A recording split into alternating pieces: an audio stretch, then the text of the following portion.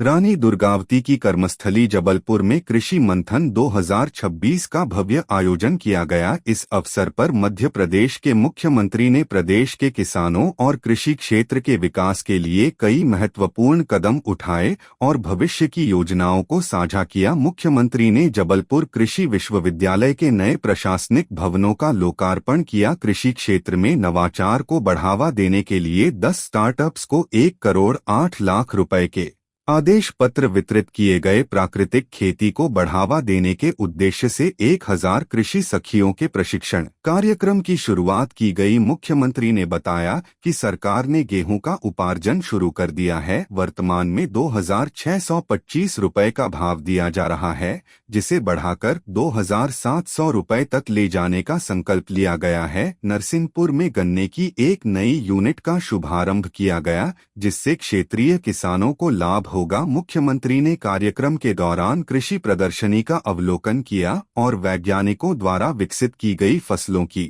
नई किस्मों की सराहना की। काले और पीले आलू, सफेद टमाटर और पीला तरबूज जैसी विविधताओं ने सबका ध्यान खींचा।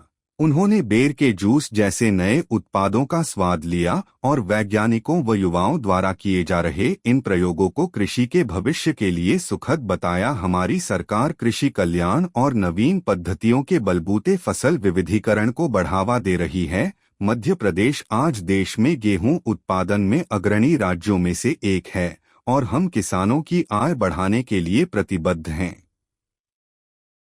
जहां से हमारा प्रवेश हुआ, अगर वहां से स्टार्ट करूं तो एक एक करके सारे विभाग के अंदर किसी भी कृषि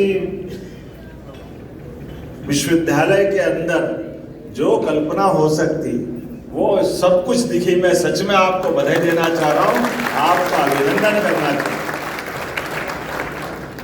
यशस्वी प्रधानमंत्री के नेतृत्व में जिस प्रकार से प्रगति देश भर में हर क्षेत्र में हो रही और खास करके किसान कल्याण वर्ष के कई सारे कार्यक्रम किसानों की कृषि में समृद्धि आए।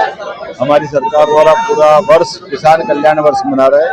ऐसे में समृद्ध किसान सशक्त प्रदेश के नवाचार पर आधारित ये कृषि मंथन जवाहरलाल नेहरू कृषि विश्वविद्यालय जबलपुर में आयोजित किया गया, जहां विविध प्रकार के अलग अलग किसानों के हित के संबंध में बहुत सारे यंत्रों की, विभिन्न प्रकार के स्टार्टअप की, कृषि की, जिन्स के उपज के बीजों की बहुत सारे अलग अलग स्टार्टअप इनके स्टॉल पर प्रदर्शनी लगाई गई थी। मेरी अपनी ओर से बधाई और उम्मीद करेंगे कि हमारे इस कार्यक्रम के साथ कई प्रकार के लोकार्पण भूमि पूजन भी किए गए, जो स्वर्गीय भारत रत्न अटल बिहारी वाजपेयी का लगभग 17 करोड़ की लागत से एक नए भवन का लोकार्पण भी किया गया। यहीं नरसिंहपुर में गन्ना रिसर्च सेंटर का एक बड़ा कार्यक्रम नया यूनिट प्रारंभ हुआ है। इसी के साथ साथ हमारे अलग अलग प्रकार के विविध उद्यमियों को, हितग्राहियों को उनके हित लाभ वितरण का कार्यक्रम भी रखा गया था। पूरे वर्ष हमारे इन सारे कार्यक्रमों से कृषि कल्याण की जो हमारी मनोभावना है उस पर हम काम कर रहे हैं।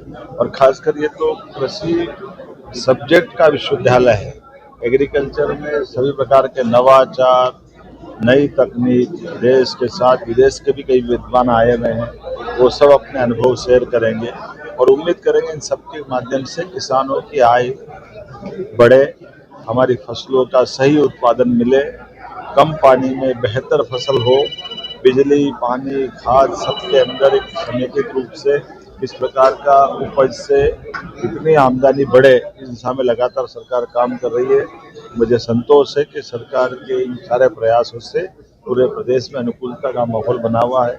इसी कारण से हमारे लिए फसलों का उत्पादन भी बढ़ रहा है। अकेले गेहूं का उत्पादन भी आज हमारे मध्य प्रदेश के अंदर सबसे बेहतर स्थिति में आया है। हमने कई मामलों में पंजाब को पीछे छोड़ा है। ऐसे में हमने किसानों को लिए भी जो हमारा कमिटमेंट है, कल से हम उपार्जन चालू कर रहे हैं 2625 का दाम दे करके, और हमने उसका सारा प्रबंधन कर लिया। यद्यपि बहुत सारी चुनौतियां थी, वैश्विक स्तर के हालात भी सबके सामने हैं, लेकिन किसानों के प्रति हमारी जो प्रतिबद्धता है, हमारे लिए किसान अन्नदाता सर्वोपरि है। मैं कांग्रेस के मित्रों से भी कहना चाहूँगा कि वो कर्मकांड छोड़े, वो अपने पाप गिन ले, जब जिनके समय से ना सिंचाई का रकबा था, ना खेत में बिजली थी।